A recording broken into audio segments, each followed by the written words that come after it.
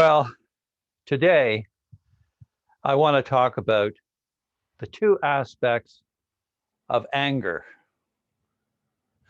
The first aspect of anger is the one that I think that most people are familiar with, and that's the I'm angry that I think we all know about.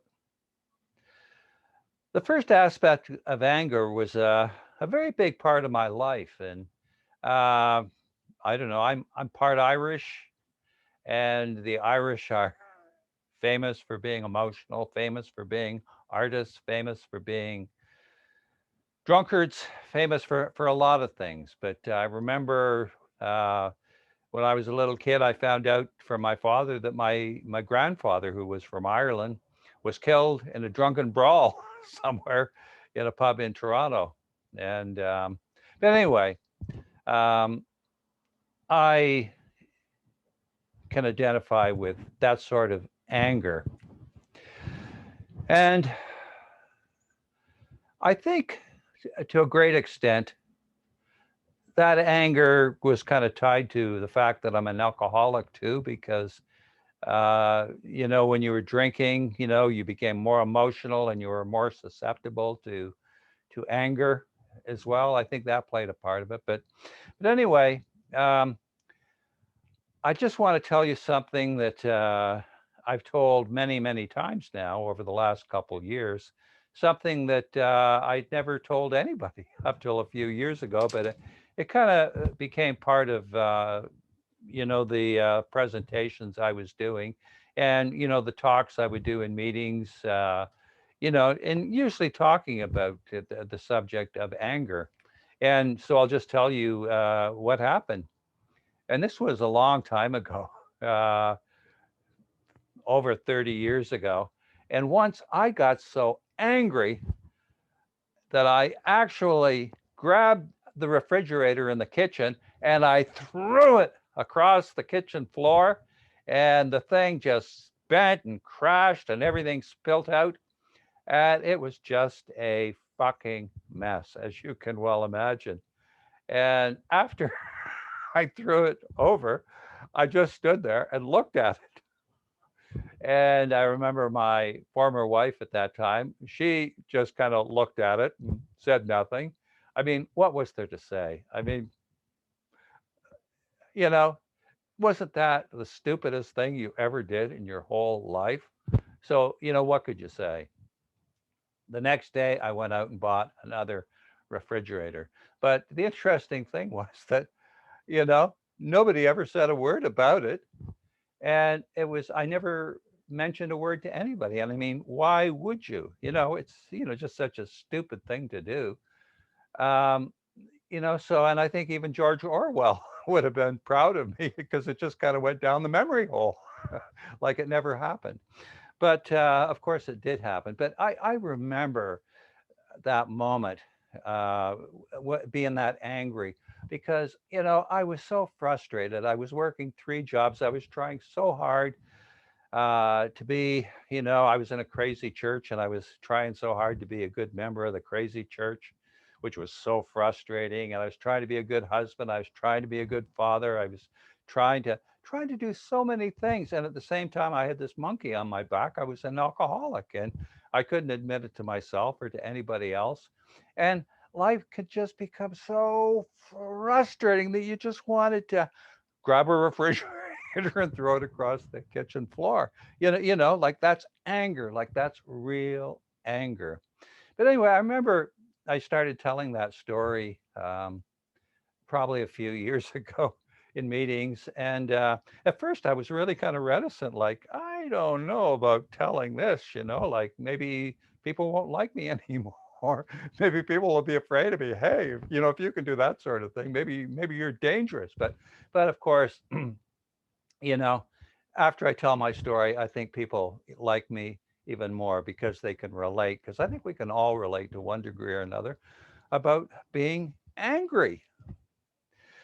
But anyway, about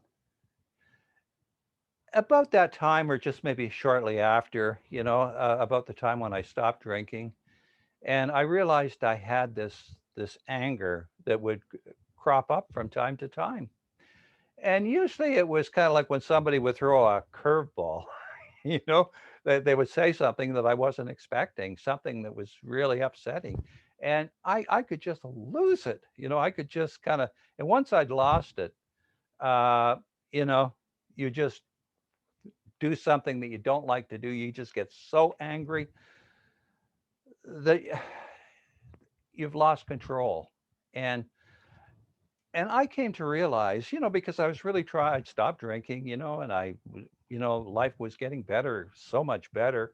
But this anger thing, I didn't like it because I realized it was controlling me. When somebody threw this curveball and I would just lose it, that I kind of was able to connect the dots like you're controlling me, you know, because I don't want to respond with anger. So anyway, first thing, of course, I went to my higher power, and you got to help me out here, because I can't do this on my own.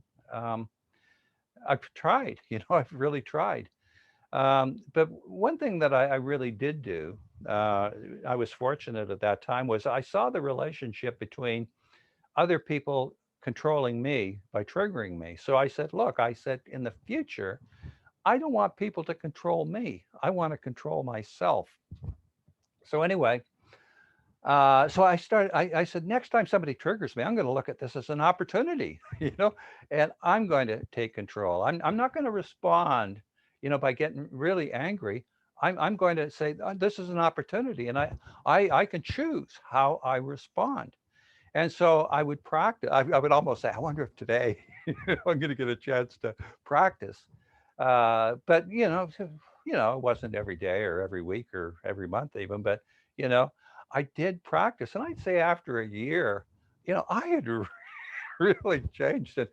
It's been that way for like 30 years now. And I remember at the end of say that year, I remember I was in the sign business at that time, and there was one guy I was doing business with, and he never paid me.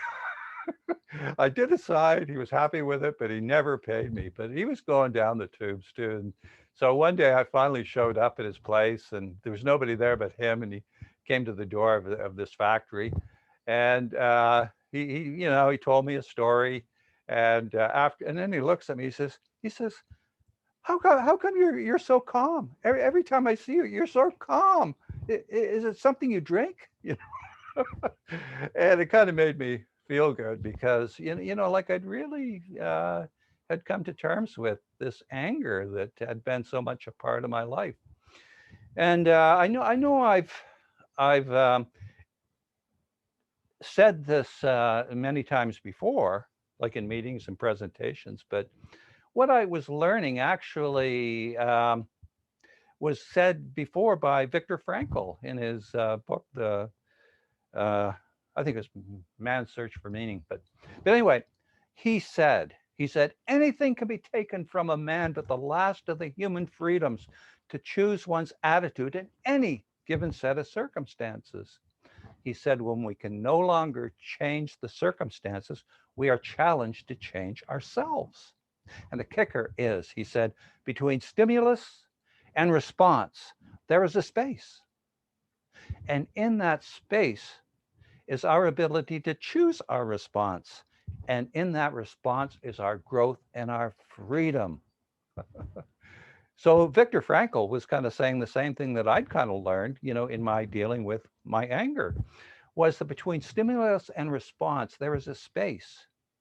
And in that space, we can choose our response, and we really can. So if someone triggers you, they say you're a fucking asshole. You can just lash right back, or you can say, in that space, you can say, I'm going to choose my response, and you can say something more appropriate that you feel good about yourself, like, you keep talking to me like that, and I'm going to disappear real soon, and you're not going to see me again. Now that's choosing a response. And so anyway, I had learned that. And to me, that's uh, a beautiful true story. And I tell that because hopefully it'll be able to inspire other people. And if anybody is ever interested in dealing with that subject, I'm total. This is what I do as I talk about these things and I try and help people on the road to deal with these issues. Now, the second aspect of anger is a little bit more subtle in a lot of ways. And I'll have to explain this anger. But uh, anyway, I'll tell you a story that kind of explains it. But anyway, when my wife left me a number of years ago, I was really upset, and really depressed in a huge way. And so I went to this meeting. It's kind of funny now, but it was called Divorce Mate. And anyway, it's very super religious, but it was well done, and the people there that were nice, and I went to quite a number of times, and I think I don't know if it was the first time I went, but anyway, I think they had 13 different sessions, and one of the sessions was on anger, you know, and it was well explained and all that, and um, and uh, I said that it was very normal, when you're going through a divorce to be really angry, and I was in this group, and it was mostly women, and they were so angry. They were just so angry. And there was a woman sitting to my right, and I talked to her a little bit, but she couldn't say a word. She was just beet red, and she was so angry she couldn't even say a word. She hated her former husband so much, and I'm sitting there and I want to kill myself. I'm depressed, but I'm not the least bit angry, or so I seem. So anyway, the meeting goes on, and I'm kind of freaking out, like, hey, like, is this something that's going to happen to me down the road, where all of a sudden I'm going to be espouse this anger, that I see all in this room? So after the meeting was over, I hung back and I talked to the instructors. I said, hey, look, like, am I missing something? I kind of, and I forget what they said, but anyway. I was going to a really great psychiatrist at that time, and his name was Marty M. and and he would talk to me. He knew I didn't want to go on drugs, so he didn't force that on me. But he would talk to me, and he was a real smart guy. So, and I really liked him, and I learned a lot from him. But anyway, he I told him the story. I went to see him, and I said, because I was kind of worried, like, am I missing something? Like, how come I'm not angry? And so I told him the story about going to Divorce Mate, and he explained something to me. He said, anger isn't, where you yell and you scream. Anger is in here. It's inside of you, and it's like a vibration. And when he said that, I knew what he was talking about, because I was almost like vibrating with inside of myself, like I was almost like shaking. And when I was going to, like, other therapists at that time, I couldn't sit still. I'd say, is it okay if I walk around the room while we're talking? Because I couldn't sit still. I was like a squirming all the time. I couldn't stay still because I was vibrating, And he said, anger is something inside of you, and it's like a vibration. And he said, homicidal thoughts are thoughts turned inward, which is depression. He said, you were probably the angriest person in the room. And when he said that, I knew he was absolutely right. I was the angriest person in that room, but all the anger was turned inside me. I hated myself. I blamed myself for the fact that my former wife left me. It was all my fault. I blamed myself, and I hated myself, and I just didn't want to be around it anymore because of this anger that I had, and it was all turned inward, which is depression. So I learned something, that there was another kind of anger, an even bigger anger that I espoused, and it was a part of me. So anyway, how did I deal with that anger?